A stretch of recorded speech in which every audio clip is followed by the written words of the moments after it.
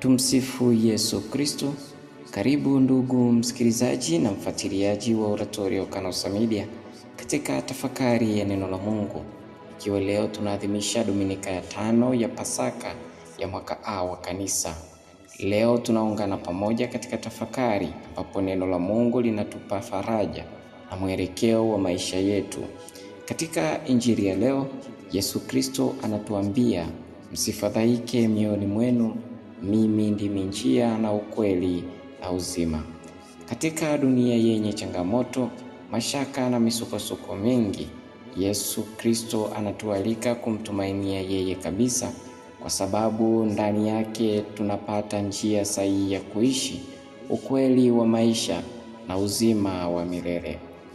Katika tafakari ya leo tutaangalia maana ya Yesu kuwa njia, kweli na uzima, jinsi ya kumtumainia katikati ya changamoto na wito wetu wa kuishi kama mashuhuda wa ukweli wake.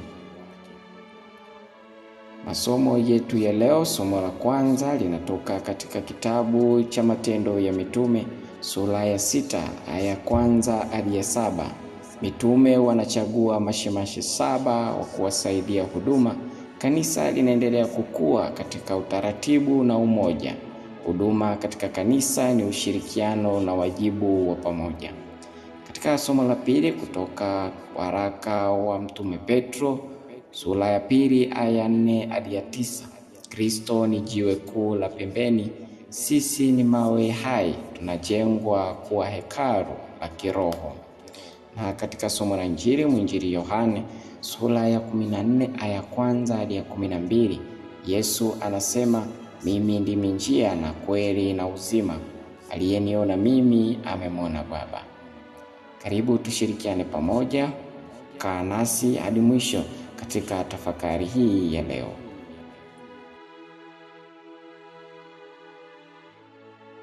Wapendwa wana taifa la Mungu, tumsifu Yesu Kristo. Ni siku nyingine tena tunakutana na ninakuletea tafakari ya neno la Mungu. Dominika ya 5 ya Pasaka. Bado tumo katika kipindi cha Pasaka, tunakumbuka na kusherehekea ufufuko wa Bwana wetu Yesu Kristo. Mada kuu ambayo napenda nikuleteni na kushirikisha leo ni hii: Kristo ni njia, ukweli na uzima. Kanisa lijengwalo juu ya huduma, imani na matumaini. Kristo ni njia, ukweli na uzima. Kanisa lijengwalo au linalojengwa juu ya huduma, imani na matumaini. Dominika hii ya 5 ya Pasaka, mpendwa ndugu yangu katika Kristo, inatuongoza katika safari ya fumbo la Kristo mfuka, anayeendelea kuimarisha yeye mwenyewe na kulijenga kanisa lake katika ulimwengu. Masomo ya leo yanatuonesha wazi kwamba Pasaka si tukio la kihistoria lililopita, bali ni uzima unaoendelea kujengwa katika ulimwengu, katika kanisa, na ni katika miundo yake, katika wito waamini wake sisi tunaomwitikia Bwana wetu Yesu Kristo, na katika matumaini yetu tunayokuwa nayo juu ya uzima wa milele na juu ya Kristo huyo mfuka. Kumbe tunapokaribia takriban katikati ya kipindi cha Pasaka, kwa sababu kipindi cha Pasaka najua kwamba ni siku 50 tangu Pasaka. Jumapili ya 5 tufikiri kwamba ni takriban imezidi katikati kidogo. Kanisa linatuuliza maswali ya msingi yafuatayo ambayo ningependa kushirikisha. Tunajengaje jumuiya zetu za Kikristo? Naposema jumuiya za Kristo, sisi tunaoishi katika familia zetu au katika nyumba kadhaa tukatengeneza jumuiya, maisha yetu tunayajengaje? Msingi wetu ni upi? Tumemwamini nani? Ni Yesu yu Kristo mfuka au tumeamini vitu vingine? Fedha, kazi zetu tukamsahau Kristo? Na tunaelekea wapi? Mpango wako wa maisha wa kujishikamanisha na Mwenyezi Mungu ukoje? Sasa mpendwa ndugu yangu, majibu ya maswala haya machache ambayo nimekuuliza na bila shaka unayatafakari yanapatikana katika masomo ya leo. Huduma iliyojaa hekima katika matendo, utambulisho wetu kama taifa takatifu kama tutakavyosikia kwenye somo la pili, na Kristo mwenyewe ambaye ni njia, ukweli na uzima kama tutakavyosikia katika Injili. Tuanze na somo la kwanza ambalo linatoka katika kitabu cha Matendo ya Mitume sura ya 6 aya ya kwanza mpaka ya 7.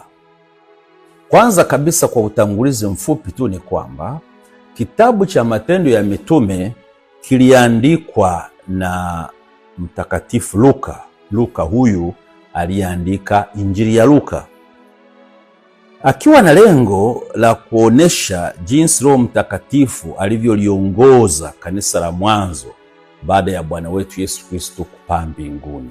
Kanisa hilo la mwanzo lilianzaje, likaendeleaje kukua. Kumbe Luka baada ya kuandika Injili akaandika nayo matendo kanisa la mwanzo lilivyokuwa linafanya tangu baada ya Yesu kupaa mbinguni na lilivyokuwa linaendelea kukua. Na katika sura ya 6 kwa mfano, ambao sasa ndio somo hili la kwanza linatoka, tunaona kanisa linaanza kukua kwa haraka kidogo. Na pamoja lakini na ukuaji huo, changamoto ndani ya kanisa hilo la mwanzo zinaanza kujitokeza.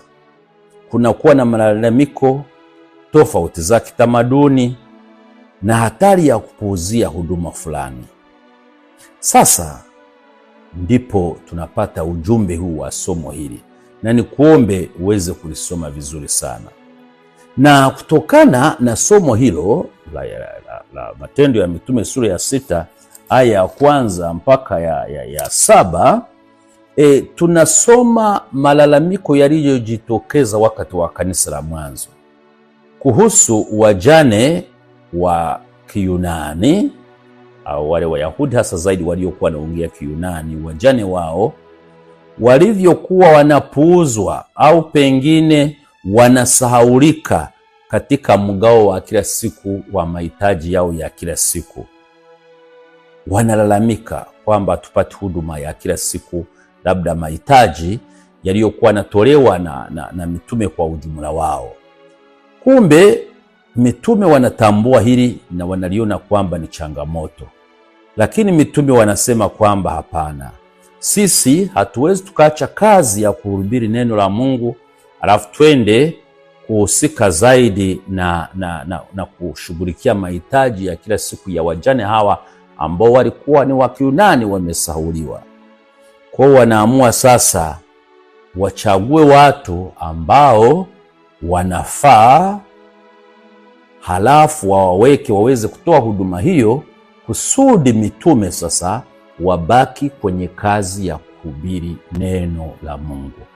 Lilikuwa ni jambo la busara sana, na ukisoma somo hili nisome maneno machache. Nasema hivi: neno hili likapendeza machoni pa makutano wote, wakamchagua Stefano, mtu aliyejaa imani na Roho Mtakatifu, na Filipo na Prokoro na Nikanori na Timoni na Parmena na Nikolao mwongofu wa Antiokia, ambao wakawaweka mbele ya mitume, na walipokwisha kuomba wakaweka mikono yao juu yao. Neno la Mungu likaenea, na hesabu ya wanafunzi ikazidi sana katika Yerusalemu. Jamii kubwa ya makwani wakati ile imani. Kumbe unaona hawa watu 7 waliochaguliwa kufanya utume huu wa huduma ya kawaida za kila siku za mahitaji ya watu, na hasa hao wajane ni wazi, pamoja na watu wengine ambao walihitaji hiyo huduma. Na matokeo yake yakawa mazuri. Neno la Mungu likaenea, idadi ya wanafunzi ikaongezeka, na hata watu wengi wakamwamini Kristo. Kumbe huduma iliyopangwa vizuri inaleta baraka na ukuaji wa kanisa. Tunajifunza nini kutokana na somo hili? Wapendwa na taifa la Mungu, naweza nikasema kitu kimoja kikubwa sana. Cha kwanza ni hiki: kanisa linahitaji mgawanyo sahihi wa huduma zake za kila siku, na hasa katika kipindi hiki ambacho waamini wamekuwa wengi wanazidi kuongezeka, na mapadre, tumshukuru Mungu kwa kanisa kama la Tanzania tunao wanafunzi wa upada au mafrateri, idadi inaongezeka sawa, lakini bado tunahitaji mgawanyo ambao ni mzuri sana. Siku za nyuma, wakati wa wamisionari wale wazungu, padre alikuwa ni kila kitu. Padre ndio atakuwa mjenzi, padre ndio atakuwa ni benki, watu watakuwa wanamletea pesa zao wawekee, anaandika kwenye kitabu, akiwa anakuja anawapatia siku yote wanapohitaji. Padre ndiye anajenga mahospitali, padre ndiye anabatiza. Kumbe padre alikuwa yani ni kila kitu.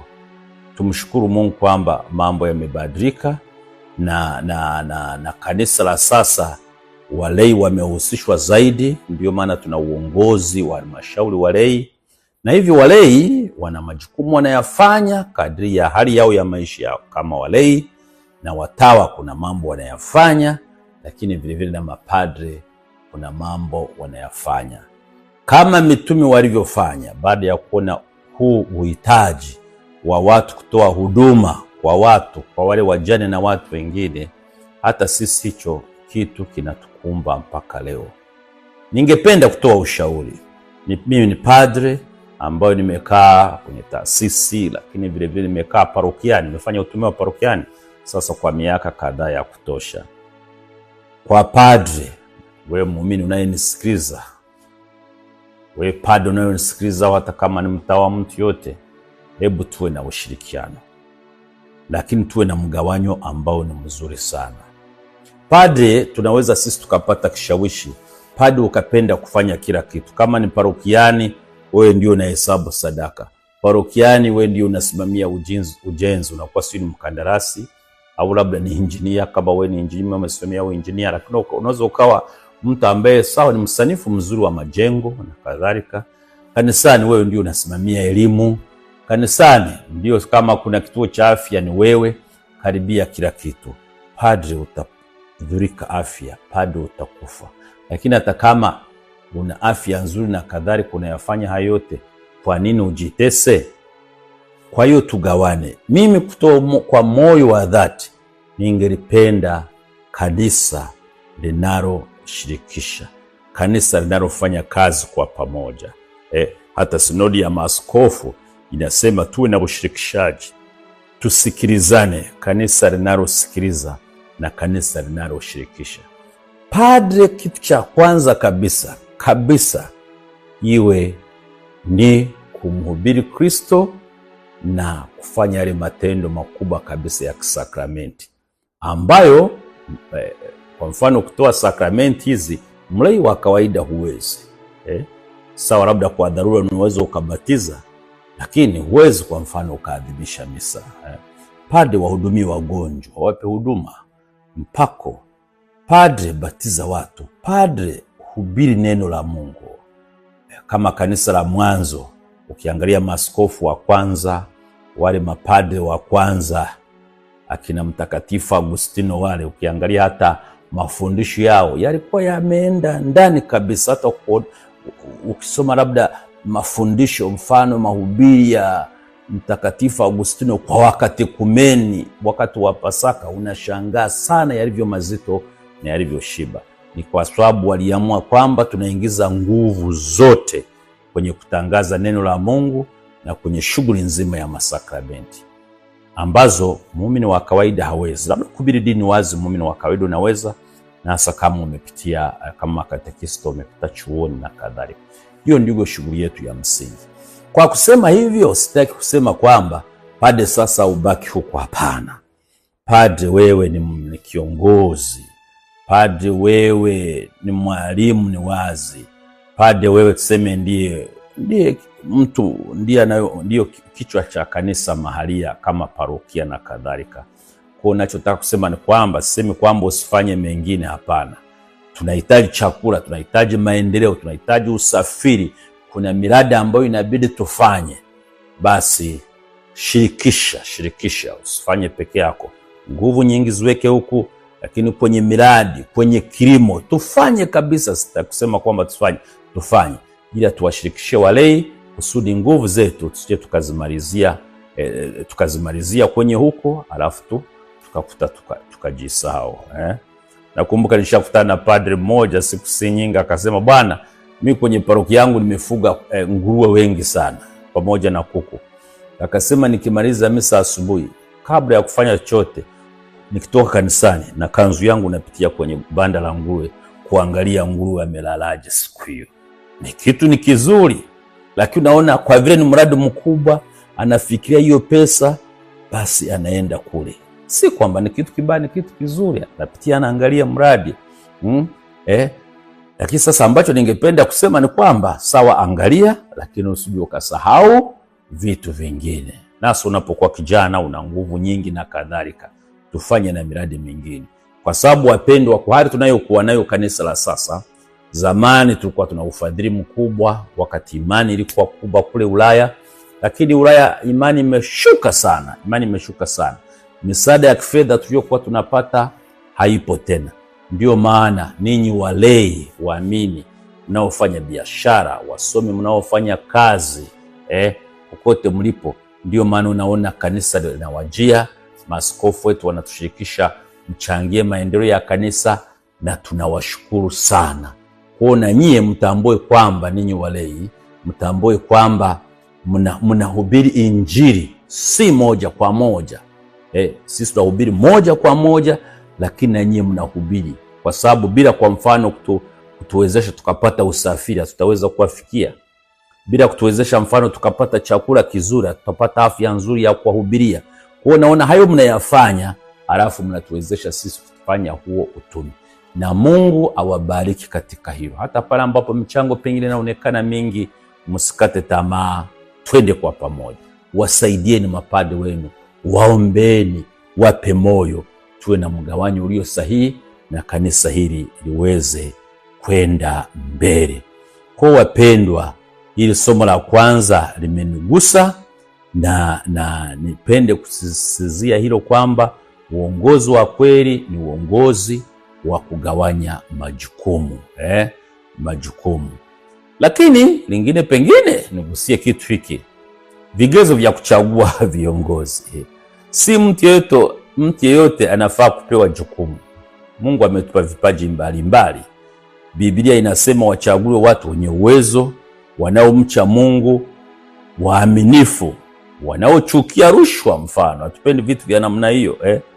Hii inatufundisha kuwa maadili ni msingi wa uongozi, si kipaji tu.